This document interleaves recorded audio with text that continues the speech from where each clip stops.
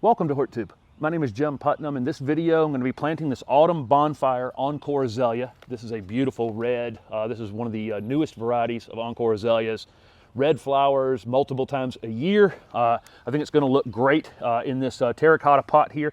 This is in a 3-gallon size container. Currently, I'm going to plant it into about a 7-gallon equivalent container. It's got a hole in the bottom. That's very important that we're able to drain the water out of the bottom of the container.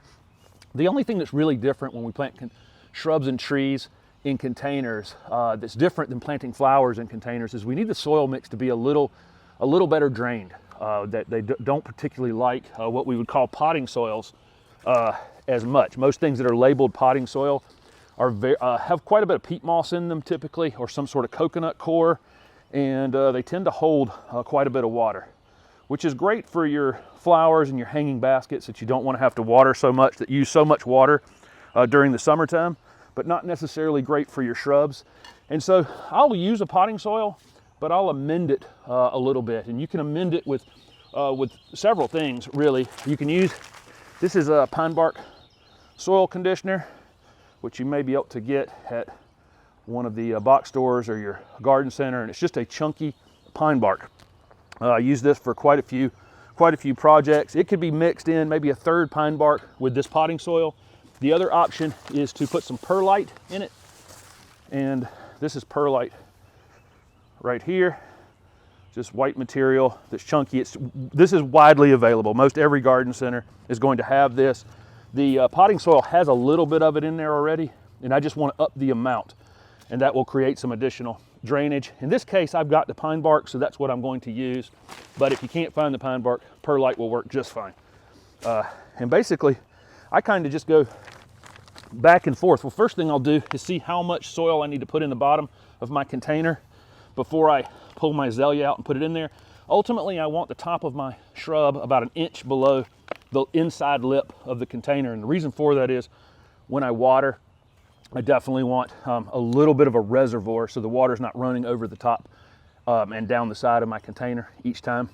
And so I will hold this up to the edge, see where it's about an inch below, and then I know I've got to come up maybe 4 inches, 5 inches on the bottom here.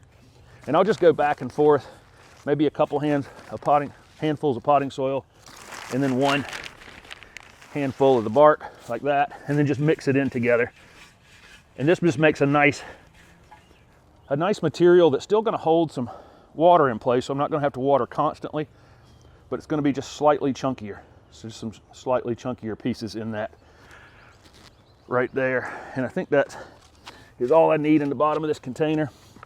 I'll slide my azalea out of the pot. Same rules apply potting one into a pot as it does into the ground. We want to break these roots up just a little bit. This one is not root bound at all.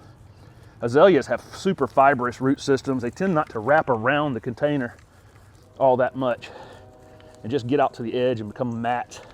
So I'll break those mats up a little bit. And I can stick him in there, just dry fit him, make sure it's about an inch below the edge right there. And then I need to put a little bit more under there actually. So a little bit of each and mix it in again. And let's put them back in there. Okay. All right.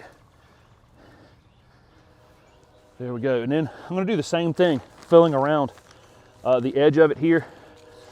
I may actually take a handful of bark onto my potting mix right here, to my potting soil, and just mix it right here in the top of the bag. I've got a 1-gallon container here, black plastic container, and frequently that's an easier thing to use to not make such a huge mess, as I can fill the container like this and then just easily pour it in here without making a giant mess.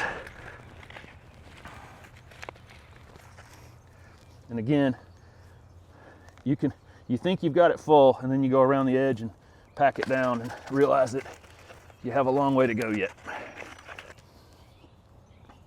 Okay, I like to leave a little bit of a dome in the middle of the container so that it would be real easy here to put this plant in there and then just have the soil coming up like this, like a little bowl.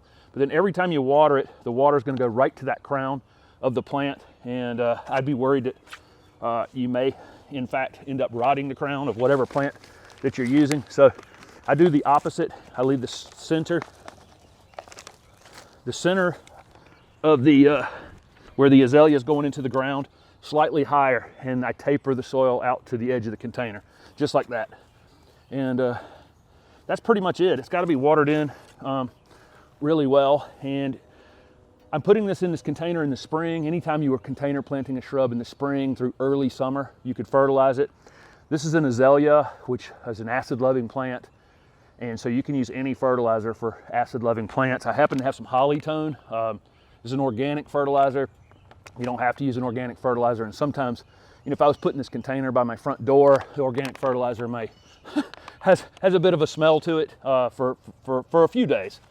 So you may not want to use that, but you can use the holly-tone. I tend to avoid liquids, and it's not any particular brand I avoid. I just don't like to do liquids on containers because it only lasts, you know, 10 days, 2 weeks, and I got to reapply it and reapply it. I just get a slow release fertilizer. If you're using, like I say, if it's an azalea going in a container, use something for acid-loving plants. Otherwise, just use a generic slow release fertilizer for shrubs and trees, whatever you want to use. Follow the instructions, put it on the top, water it in, and then you don't really have to do it again the rest of the year. So that's pretty much it in terms of monitoring the water on this. I'm going to water it in well today. Then I'm going to check it in a couple days. I'll put my finger down in the pot, maybe a couple inches. If it's still moist, I'll leave it alone. And then I'm going to have to find the pattern to how long it takes for this thing to dry out. I did not pot it up into a big, giant pot. I think that's kind of important. If you take a shrub and take it from this 3-gallon pot into a 25-gallon pot, it's going to be super, super easy to overwater it. I'd rather take it from a 3 into a 7 and then into a 15 or 25-gallon size container. This is I think this is about a 14-inch container across the top. You know, from here I might go to a 20-inch wide container, and then I'll just reuse this terracotta pot after that. Thanks for watching this video.